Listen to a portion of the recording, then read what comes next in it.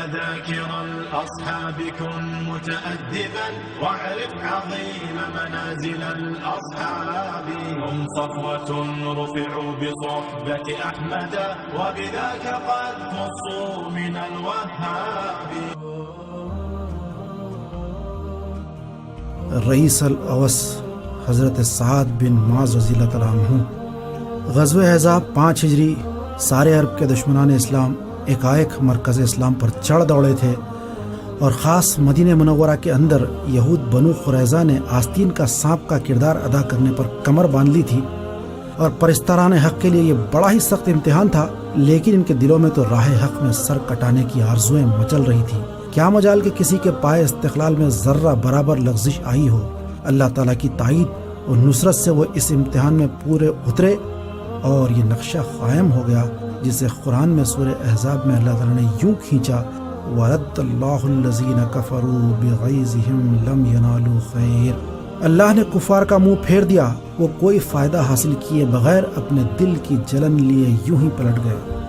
دشمنان حق کے غائب و خاسر ہو جانے پر فرزندان توحید کو بجا طور پر بے پناہ مسرت ہوئی، لیکن کسے معلوم تھا کہ ایک ہی ماہ بعد ان پر ایسا کوہ علم ٹوٹنے والا ہے کہ یوم احد کے زخم ہرے بھرے ہو جائیں گے۔ لیکن جو ہونی تھی وہ ہو کر رہی۔ یہ ماہ ذی القعدہ 5 ہجری کا ایک سوگوار دن تھا جب چشم فلک نے دیکھا کہ مسجد نبوی میں آپ صلی اللہ علیہ وسلم رونق افروز ہیں، اور نورانی صورت، دوہرے بدن، دراز خط کے ایک صاحب آپ صلی اللہ علیہ وسلم کے زانو اقدس پر سر رکھے ابدی نیند سو رہے ہیں۔ آپ صلی اللہ علیہ وسلم کی آنکھوں سے آنسو جاری ہیں۔ اتنے میں صدیق اکبر رضی اللہ تعالیٰ عنہ آتے ہیں، اور یہ دل خراش منظر دیکھ کر ان کی چیخ نکل جاتی ہے۔ اس کے ساتھ ہی بے اختیار ان کے منہ سے نکلتا ہے، ہائے میری کمر ٹوٹ گئی۔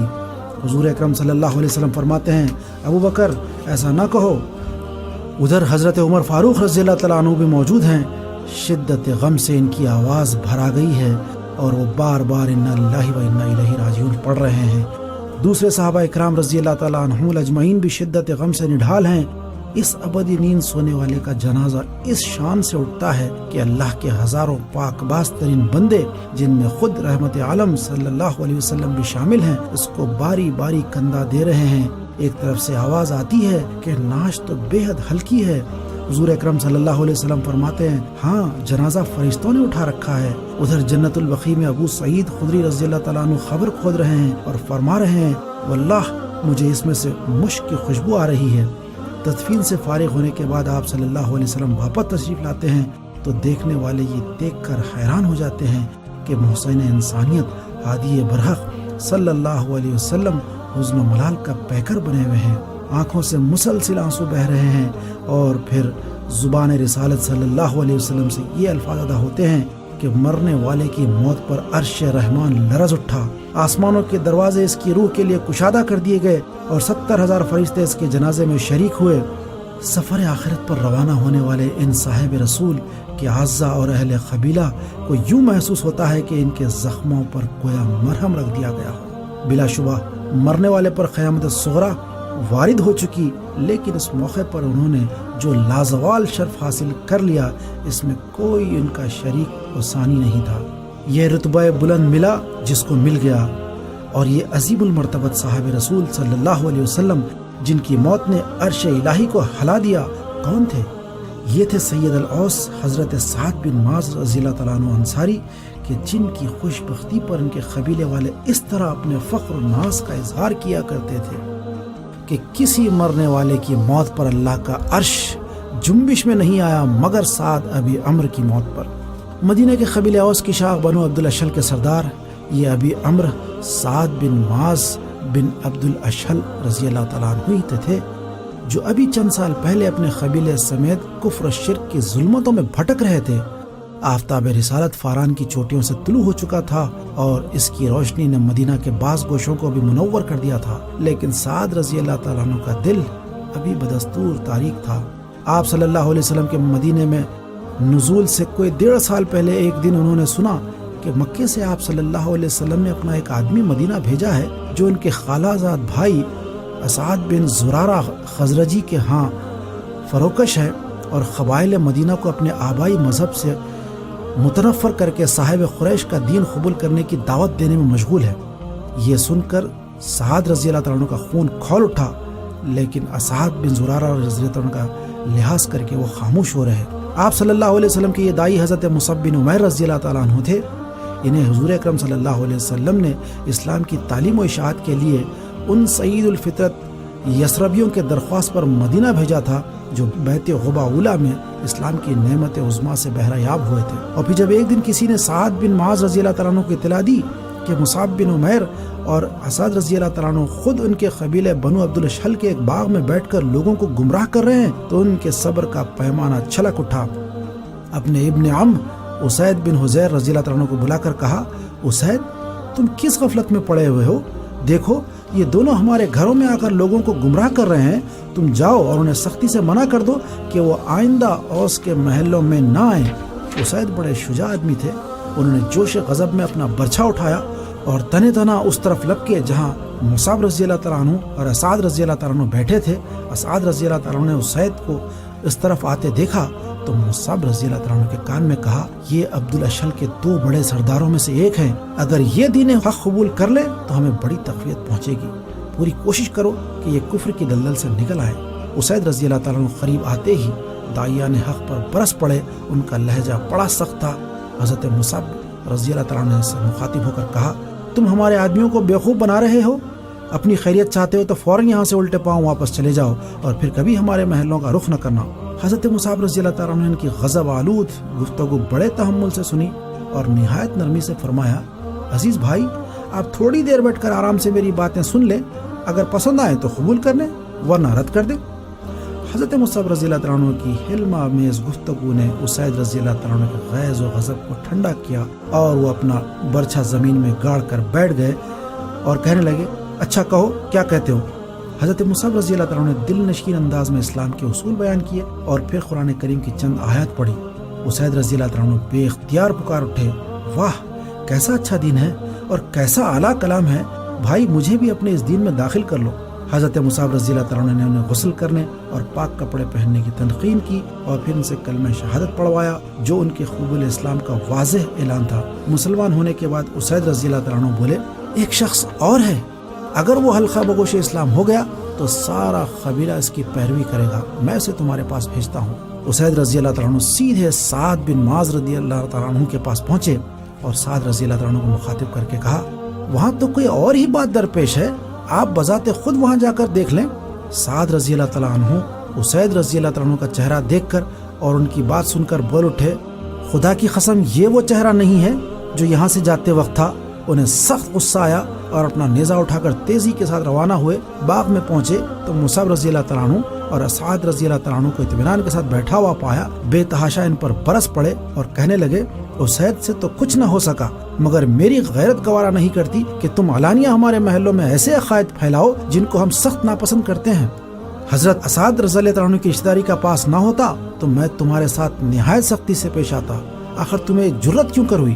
اسعد رضی اللہ تعالیٰ عنہ اسد کے خالہ زاد بھائی اور قبیلہ خزرج کے خاندان نجار کے رئیس تھے اور سعد رضی اللہ تعالیٰ عنہ سے دبنے والے کہاں تھے، لیکن اس موقع پر انہوں نے بڑے صبر و ضبط سے کام لیا اور بڑے سکون اور امید کے ساتھ کہا، بھائی ذرا بیٹھ کر سن تو لو، یہ صاحب کیا کہتے ہیں، ان کی باتیں اگر تم کو پسند آئے تو بہتر ورنہ تمہیں اختیار ہے۔ سعد رضی اللہ تعالیٰ عنہ ان کے کہنے پر بیٹھ گئے۔ حضرت مصعب رضی اللہ تعالیٰ عنہ ان کے سامنے بھی محاسن اسلام پیش کیے اور پھر قرآن کریم سنایا۔ اللہ نے اسید رضی اللہ تعالیٰ عنہ کی طرح انہیں بھی فطرت سعید عطا کی تھی۔ ان کا دل قرآن کریم سنتے ہی نور ایمان سے جگمگا اٹھا اور اسی وقت مشرف با اسلام ہو گئے۔ واپس اپنے قبیلے میں پہنچے تو سارے بنو عبد الاشحل کو جمع کر کے کہنے لگے، تمہارے نزدیک میں کیسا ہوں؟ جواب ملا، آپ ہمارے سردار ہیں اور ہم سب سے زیادہ عاقل اور معاملہ فہم ہیں۔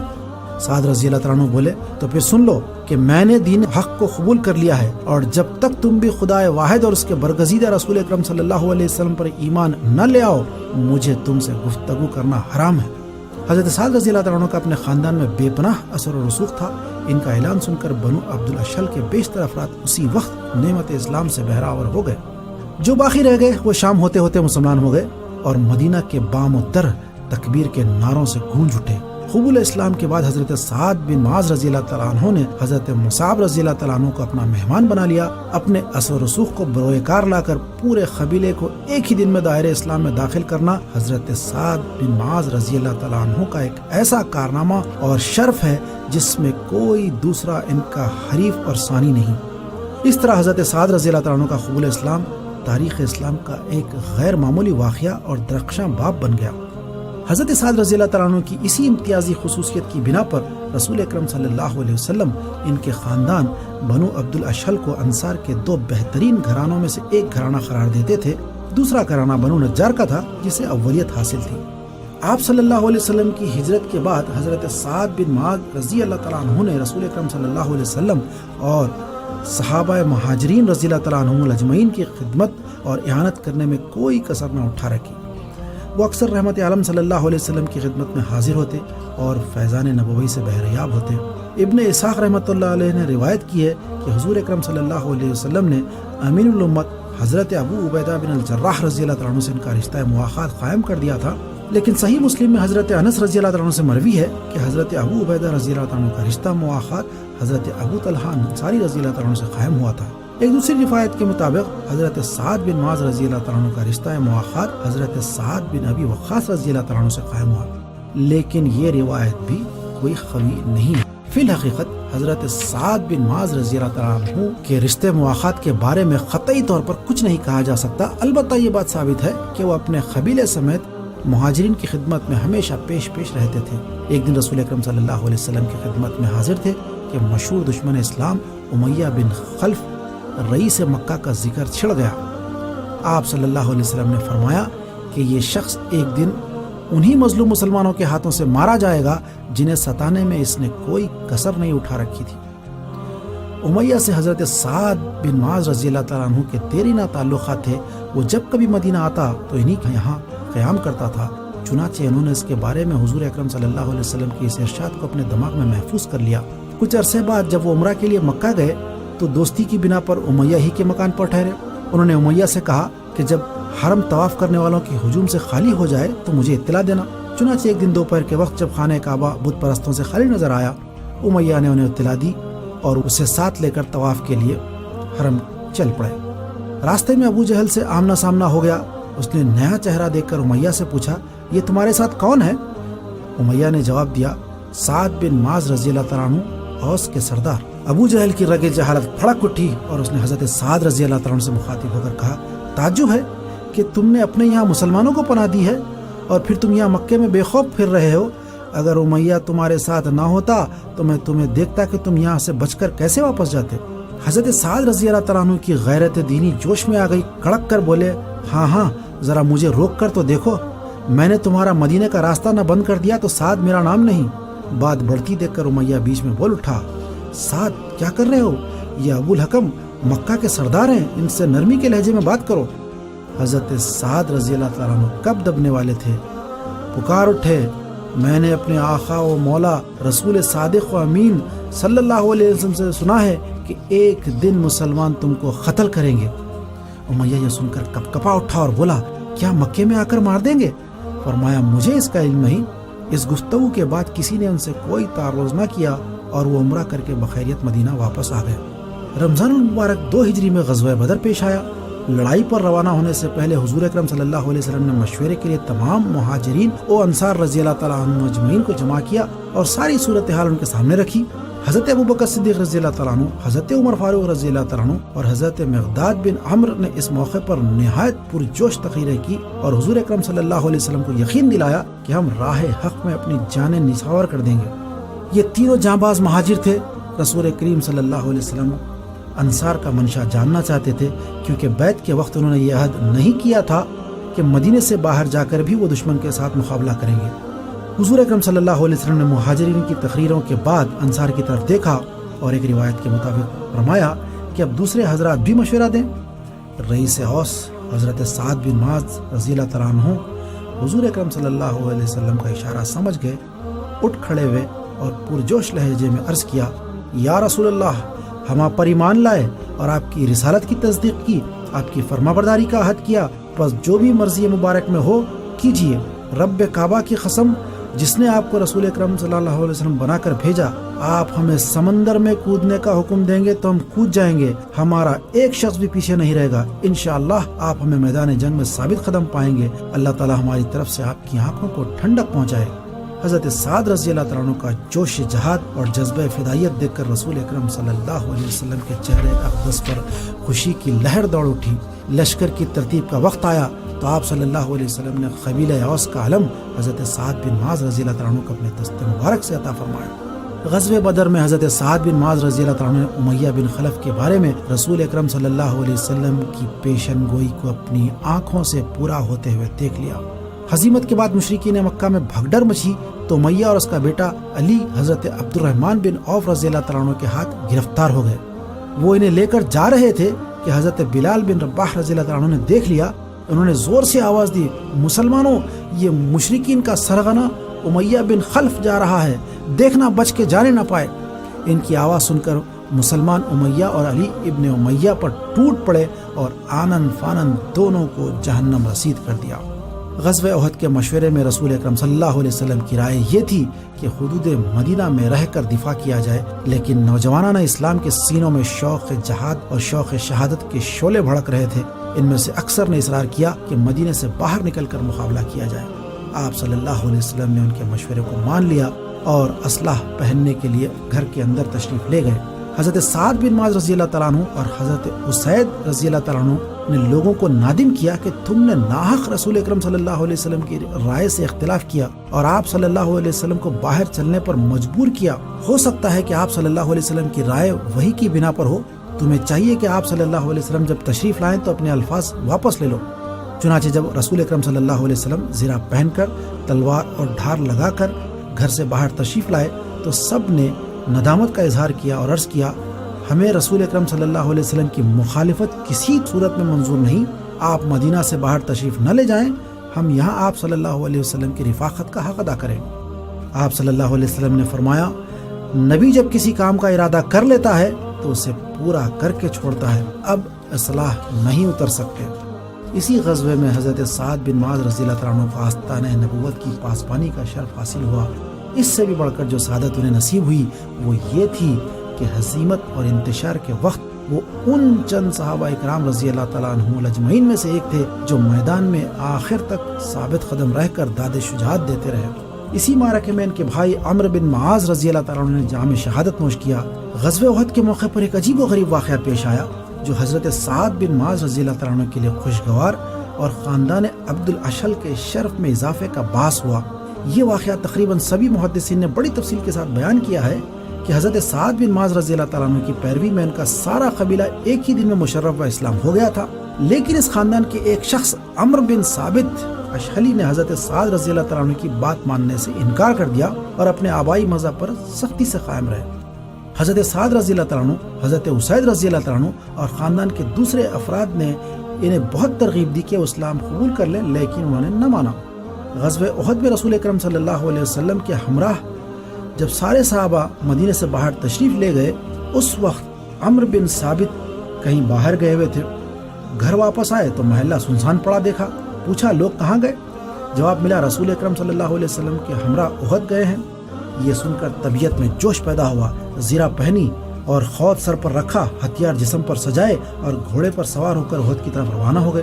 بارگاہ نبوی میں حاضر ہو کر پوچھا، معرکہ کارزار گرم ہوا چاہتا ہے، یہ فرمائیے کہ پہلے اسلام قبول کر لوں یا آپ کی حمایت میں لڑوں؟ آپ صلی اللہ علیہ وسلم نے فرمایا، دونوں کام کر لو، پہلے اسلام قبول کرو اور پھر راہ خدا میں لڑو۔ عرض کیا، یا رسول اللہ، میں نے ایک رکعت نماز بھی ابھی تک نہیں پڑھی، اگر لڑائی میں کام آ گیا تو کیا میری مغفرت ہو جائے گی؟ آپ صلی اللہ علیہ وسلم نے فرمایا، ہاں، اسلام لانے سے پہلے تمام گناہ معاف ہو جاتے ہیں، اللہ تعالیٰ بڑا غفور الرحیم ہے۔ یہ سن کر اسی وقت کلمہ شہادت پڑھ کر آپ مسلمان ہو گئے۔ معرکہ کارزار گرم ہوا تو وہ شمشیر بکف میدان جنگ میں پہنچے۔ بنو عبد الاشل کی سخت دلی سے واقف تھے، ان کو اپنے صفوں میں دیکھ کر بڑے غصہ ہوئے اور کہنے لگے کہ یہاں سے چلے جاؤ، ہمیں کسی کافر کی اعانت کی ضرورت نہیں۔ عمرو بن ثابت آبدیدہ ہو گئے اور کہا کہ میں مسلمان ہو گیا ہوں۔ اس کے بعد وہ کفار کے صفوں میں گھس گئے اور ایسی جرت و جلالت کے ساتھ لڑے کہ کفار کا منہ پھیر دیا۔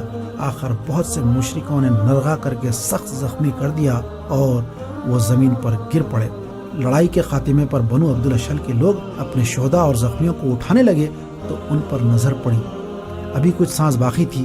پوچھا، کیا تمہیں قومی حمیت یہاں کھینچ لائی؟ بولے، نہیں، میں مسلمان ہو کر اللہ اور اللہ کے رسول کے لیے لڑا۔ اسی حالت میں اٹھا کر گھر لائے گئے۔ تمام بنو عبد الاشل میں یہ خبر مشہور ہو گئی۔ حضرت سعد بن معاذ رضی اللہ عنہ کا ایسے موقع پر عمرو بن ثابت کی سعادت اندوزی اور ایمان پر مسرت خیز حضرت سعد بن معاذ رضی اللہ عنہ فوراً کے گھر تشریف لے گئے اور عمرو بن ثابت رضی اللہ عنہ کی ہمشیرہ سے سارا واقعہ سنا۔ اسی اثنا میں عمرو بن ثابت رضی اللہ عنہ نے داعی اجل کو لبیک کہا۔ یہ سن کر آپ صلی اللہ علیہ وسلم نے فرمایا، اس نے عمل تھوڑا کیا لیکن اجر بہت پایا۔ اس واقعے نے حضرت سعد رضی اللہ عنہ کے خاندان عبد الاشل کے طر امتیاز کو اور اونچا کر دیا۔ صحابہ کرام رضی اللہ تعالیٰ عنہم اجمعین کو جب کبھی یہ واقعہ یاد آتا تو ایک دوسرے سے پوچھتے، بھلا وہ کون شخص تھا جس نے ایک وقت کی نماز بھی نہ پڑھی اور سیدھے جنت میں پہنچ گیا؟ تو جواب ملتا، عمرو بن ثابت عبد الاشل۔ غزوہ احزاب 5 ہجری کی حیثیت ایک ایسی شدید آزمائش کی تھی جس نے مومن اور منافق، دوست اور دشمن میں واضح حد فاصل کھینچ دی۔ منافقین نے مسلمانوں کے حوصلے پست کرنے پر کمر باندھ لی اور مومنین یہ شعر پڑھتے ہوئے خندق کھودنے میں مشغول ہو گئے، ہم وہ ہیں جنہوں نے ہمیشہ کے لیے محمد صلی اللہ علیہ وسلم کے ہاتھ پر اسلام کی بیعت کی ہے۔ حضور اکرم صلی اللہ علیہ وسلم نے اس نازک موقع پر بنو غطفان کے لٹیروں کو دوسرے مشرکین سے توڑنے کے لیے یہ تدبیر کی کہ ان کے سرداروں کو بلا کر صلح کی گفتگو شروع کر دی۔ انہوں نے واپس جانے کے لیے یہ شرط رکھی کہ اہل مدینہ اپنے پھلوں کی پیداوار کا 1/3 حصہ ہمیں دے دیں۔ آپ صلی اللہ علیہ وسلم کا خیال تھا کہ اگر اس شرط پر فیصلہ ہو جائے تو اہل مدینہ اپنے غطفانی پڑوسیوں کی لوٹ مار سے محفوظ ہو جائیں گے۔ تاہم حتمی بات کرنے سے پہلے آپ صلی اللہ علیہ وسلم نے اس شرط کے بارے میں انصار سے مشورہ کرنا مناسب سمجھا۔ حضرت سعد بن معاذ رضی اللہ تعالیٰ عنہ اور حضرت سعد بن عبادہ رضی اللہ تعالیٰ عنہ جو اوس اور خزرج کے سردار تھے ان سے مشورہ کیا تو دونوں نے عرض کیا، یا رسول اللہ، آپ جو فرما رہے ہیں یہ اللہ کا حکم ہے تو ہم اس کو ماننے کے پابند ہیں، یا اگر آپ ہمیں بچانے کے لیے تجویز فرما رہے ہیں تو ہمیں بتائیے۔ تو رسول اکرم صلی اللہ علیہ وسلم نے فرمایا، یہ اللہ کا حکم نہیں بلکہ تم لوگوں پر مشرکین کا دباؤ کم کرنے کے لیے میں ایسا کر رہا ہوں، کیونکہ سارے عرب نے متحد ہو کر تم پر یلغار کر دی ہے۔ اس پر دونوں سرداروں نے یک زبان ہو کر عرض کیا، یا رسول اللہ، اگر آپ ہمیں صرف بچانے کی خاطر یہ معاہدہ کر رہے ہیں تو ہماری خواہش ہے کہ یہ شرط کسی صورت میں بھی نہ مانے۔ بنو غطفان ہم سے اس وقت بھی کھجور کی ایک گٹھلی تک خراج کے طور پر نہ لے سکے جب ہم مشرک تھے، اور اب جب کہ ہمیں اللہ اور اللہ کے رسول پر ایمان لانے کا شرف حاصل ہے، یہ ہم سے کیا خراج لیں گے؟ ہمارے اور ان کے درمیان اب صرف تلوار ہی فیصلہ کرے گی۔ آپ صلی اللہ علیہ وسلم ان کے جذبہ ایزمانی سے اتنے متاثر ہوئے کہ بنو غطفان کے سرداروں کو صاف جواب دے دیا۔ اثناء جنگ میں ایک دن حضرت سعد بن معاذ رضی اللہ تعالیٰ عنہ زرہ پہنے، ہاتھ میں حربہ لیے میدان جنگ کو روانہ ہوئے۔ راستے میں ان کی والدہ کبشہ بنت رافع رضی اللہ تعالیٰ عنہ اور ام المومنین حضرت عائشہ صدیقہ رضی اللہ تعالیٰ عنہ پاس پاس بیٹھی تھی۔ جب یہ رس پڑھتے ہوئے ان کے سامنے سے گزرے، ذرا تھوڑی دیر کے لیے ٹہر، میدان وفا میں میری سواری کو پہنچ لینے دے، جب موت کی ساتھ آئے تو موت کتنی اچھی معلوم ہوتی ہے۔ تو ماں نے بلند آواز سے کہا، بیٹے دوڑ کر جا، تو نے بڑی دیر کر دی۔ اتفاق سے جس ہاتھ میں حربہ تھا وہ زرہ سے باہر نکلا ہوا تھا۔ ام المومنین عائشہ رضی اللہ تعالیٰ عنہا نے فرمایا، سعد کی ماں، کاش سعد کی زرہ لمبی ہوتی، ان کا ہاتھ باہر نکلا ہوا ہے۔ ام المومنین کا اندیشہ صحیح ثابت ہوا۔ میدان میں پہنچے تو ایک مشرک حبان بن عبد مناف نے، جو ابن الارقا کے نام سے مشہور تھا، تاک کر ان کے ننگے ہاتھ پر تیر مارا، جس سے حضرت سعد رضی اللہ تعالیٰ عنہ کی رگ کٹ گئی اور شدت سے خون جاری ہو گیا۔ جنگ کے بعد رسول اکرم صلی اللہ علیہ وسلم نے حضرت سعد رضی اللہ تعالیٰ عنہ کے لیے مسجد نبوی کے صحن میں ایک طرف خیمہ نصب کروا دیا، اور حضرت رفیدہ اسلمیہ رضی اللہ تعالیٰ عنہ جو کہ طبیبہ تھیں اور زخمیوں کی مرہم پٹی کیا کرتی تھی، ان کی خدمت اور علاج کے لیے مامور فرما دیا۔ رسول اکرم صلی اللہ علیہ وسلم خود بھی ہر روز ان عیادت کے لیے تشریف لاتے اور ان کی دلجوئی فرماتے۔ رحمت عالم صلی اللہ علیہ وسلم نے اپنے دست مبارک سے ان کے زخم کو داغ دیا، جس سے خون بہنا رک گیا، تاہم وہ پوری طرح صحت یاب نہ ہوئے۔ اسی علالت کے دوران میں ایک دن انہوں نے بارگاہ الہی میں یہ دعا کی، بار الہا اگر قریش سے لڑائیوں کا سلسلہ باقی ہے تو مجھے اور مہلت دے دے کہ میں ان لوگوں سے نبرد آزما ہونے کا متمنی ہوں جنہوں نے تیرے رسول برحق کو ستایا، جھٹلایا اور وطن سے نکال دیا، اور اگر لڑائیوں کا خاتمہ ہو گیا ہے تو اس زخم سے مجھے شہادت نصیب کر دے، البتہ مجھے اس وقت تک زندہ رکھ جب تک کہ بنو قریظہ کے معاملے میں میرا دل مطمئن نہ ہو جائے۔ اللہ تعالیٰ نے ان کی دعا کا آخری حصہ قبول فرمایا۔ یہود بنو قریظہ اثناء جنگ میں بدترین غداری کے مرتکب ہوئے تھے۔ انہوں نے مسلمانوں سے اپنے حلیفانہ معاہدے کو یہ کہہ کر توڑ ڈالا، ہمارے اور محمد کے مابین کوئی عہد و پیمان نہیں ہے۔ ان لوگوں نے مسلمانوں کے پشت میں خنجر گھونپنے کے لیے 2000 نیزے، 1500 تلواریں، 1500 ڈھالیں اور 300 زرہیں جمع کر رکھی تھی۔ اگر اللہ تعالیٰ ان کے شر کا بروقت انتظام نہ کر دیتا تو وہ مسلمانوں کو ناقابل تلافی نقصان پہنچا سکتے تھے۔ جنگ خندق کے موقع کے بعد حضور اکرم صلی اللہ علیہ وسلم نے حکم الہی کے مطابق بنو قریظہ کے محلے کا محاصرہ کر لیا اور اس میں اتنی سختی برتی کہ چند ہی دنوں کے بعد انہوں نے اس شرط پر ہتھیار ڈال دیے کہ ان کے معاملے میں رئیس الاوس سعد بن معاذ رضی اللہ تعالیٰ عنہ جو فیصلہ کریں گے وہ مان لیں گے۔ ان غداروں نے حضرت سعد رضی اللہ تعالیٰ عنہ کو اس امید پر اپنا حکم بنایا تھا کہ وہ ان کا لحاظ کریں گے، کیونکہ قبیلے اوس اور بنو قریظہ میں مدتوں سے حلیفانہ تعلقات قائم تھے۔ چنانچہ آپ صلی اللہ علیہ وسلم نے حضرت سعد رضی اللہ تعالیٰ عنہ کو بلا بھیجا۔ وہ بیماری کی حالت میں ہی گدھے پر سوار ہو کر آپ صلی اللہ علیہ وسلم کی خدمت میں حاضر ہوئے۔ آپ صلی اللہ علیہ وسلم نے دیکھ کر انصار سے مخاطب ہو کر فرمایا، اپنے سردار کی تعظیم کے لیے اٹھو۔ پھر رسول اکرم صلی اللہ علیہ وسلم نے یہود کی طرف اشارہ کرتے ہوئے حضرت سعد بن معاذ رضی اللہ تعالیٰ عنہ سے فرمایا، یہ لوگ تمہارے فیصلے کے منتظر ہیں۔ انہوں نے عرض کی، تو میں فیصلہ سنائے دیتا ہوں کہ ان کے لڑنے والے تمام مرد قتل کر دیے جائیں، عورتوں اور بچوں کو غلام بنا لیا جائے اور ان کے مال و اسباب کو مسلمانوں میں تقسیم کر دیا جائے۔ آپ صلی اللہ علیہ وسلم نے فرمایا، بخدا سعد تم نے اللہ کے حکم کے مطابق فیصلہ کیا۔ چنانچہ اس فیصلے پر عمل کیا گیا اور حضرت سعد بن معاذ رضی اللہ تعالیٰ عنہ اس وقت تک وہاں سے واپس نہیں لوٹے جب تک کہ بنو قریظہ کا ایک ایک جنگجو غدار ان کے سامنے قتل ہو گیا۔ اس اہم فیصلے کے بعد حضرت سعد رضی اللہ تعالیٰ عنہ کے حالت خطرناک صورت اختیار کر گئی۔ داغے جانے کے بعد ان کے ہاتھ کے زخم سے اگرچہ کہ خون بہنا تو رک گیا تھا، لیکن ہاتھ پھول گیا تھا۔ ایک دن ان کا زخم اس زور سے پھٹا کہ خون کا گویا پرنالہ جاری ہو گیا اور ان پر نزا کا عالم طاری ہو گیا۔ رسول اکرم صلی اللہ علیہ وسلم کو جب اس کی اطلاع پہنچی تو آپ صلی اللہ علیہ وسلم فوری ان کے گھر پہنچے۔ اس وقت حضرت سعد رضی اللہ عنہ کی روح مطہر عالم بالا کو پرواز کر چکی تھی۔ رسول اکرم صلی اللہ علیہ وسلم حضرت سعد رضی اللہ عنہ کی موت کا شدید غم ہوا اور اپنے جانثار اور محبوب صحابی کی نعش کو اپنی آغوش مبارک میں لے کر بیٹھ گئے۔ ایک دوسری روایت میں یہ ہے کہ جب رحمت عالم صلی اللہ علیہ وسلم حضرت سعد رضی اللہ عنہ کے گھر پہنچے تو ابھی ان کی کچھ سانسیں باقی تھیں۔ حضور اکرم صلی اللہ علیہ وسلم نے ان کا سر اپنے زانوں اقدس پر رکھا اور فرمایا، الہی تیری راہ میں سعد نے بڑی زحمت اٹھائی، اس نے تیرے رسول کی تصدیق کی اور حقوق اسلام کو ادا کیا، بار الہا اس کی روح کے ساتھ ویسا ہی معاملہ کر جیسا کہ اپنے دوستوں کی روح کے ساتھ کرتا ہے۔